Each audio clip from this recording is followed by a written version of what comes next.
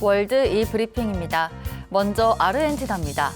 아르헨티나 정부의 강도 높은 긴축 재정 정책 시행으로 심장 질환을 앓고 있는 환자들도 비상이 걸렸습니다. 정부의 지출 삭감은 공급품 감소와 의사들의 퇴사, 의료비용 상승 등으로 이어지고 있는데요.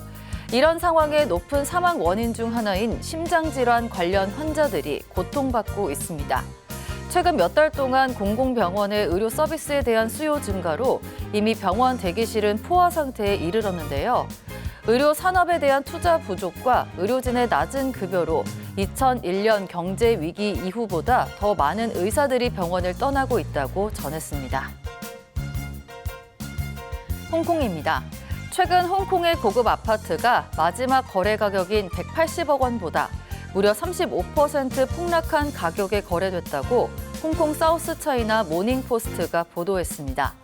중국의 한 사업가가 117억 원에 홍콩의 부촌인 미드레벨 지역의 고급 아파트를 매수한 사실이 알려진 건데요.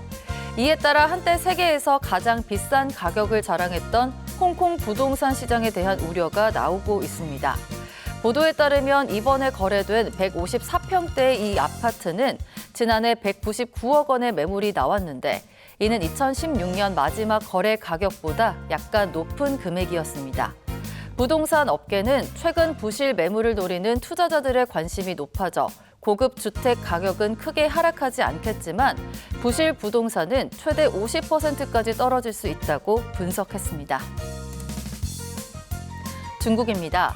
중국 1, 2위 온라인 쇼핑몰 업체인 알리바바와 징둥이 중국 최대 온라인 쇼핑 행사인 광군제가 성공적으로 마무리됐다고 밝혔습니다.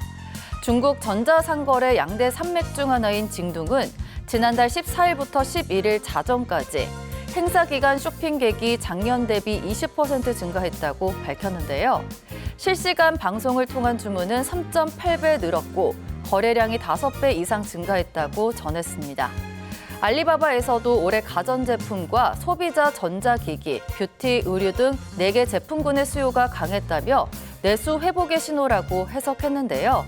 중국 정부가 내수 진작을 위해 보조금 지원책을 쏟아낸 결과라는 분석이 나오고 있습니다. 끝으로 미국입니다. 미국의 추수감사절이 다가오는 가운데 인플레이션이 완화됐다고는 하지만 여전히 소비자들은 장바구니 물가에 대한 부담을 느끼고 있는 것으로 나타났습니다. 추수감사절의 주 요리인 칠면조 가격은 다행히 지난해와 크게 다르지 않을 것으로 보이는데요. 그러나 칠면조 요리 안에 들어가는 스토핑, 즉 속재료의 가격이 크게 상승할 것으로 예상됩니다. 특히 허리케인 헬렌의 영향으로 피칸의 경우 가격이 크게 오를 것으로 예상되는데요. 한 설문조사에 따르면 미국 소비자들이 추수감사절 모임에 인플레이션의 압박을 느끼고 있는 것으로 나타났습니다. 지금까지 월드이 브리핑이었습니다.